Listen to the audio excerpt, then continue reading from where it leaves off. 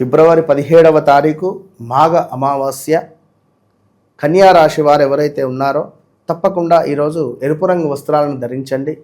ఎరుపు రంగు వస్త్రాలను ధరించి కందులను దానంగా ఇవ్వండి.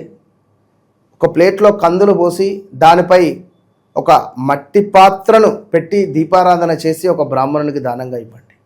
అదేవిధంగా ఈరోజు మీకు ఒక శక్తి, అదేవిధంగా ఒక పవర్, అదేవిధంగా రావాల్సిన ధనము, అదేవిధంగా కోల్పోయిన ధనము, మీకు ఇంకా ఎలాంటి ధన సమస్యలు ఉన్నప్పటికీ కూడా మంగళవారము రాహుకాలం సమయంలో దుర్గా అమ్మవారికి ఒక 18 నిమ్మకాయ డొప్పలతో దీపారాధన చేయండి. అంటే 9 నిమ్మకాయలను కట్ చేస్తే 18 డొప్పలు అవుతాయి.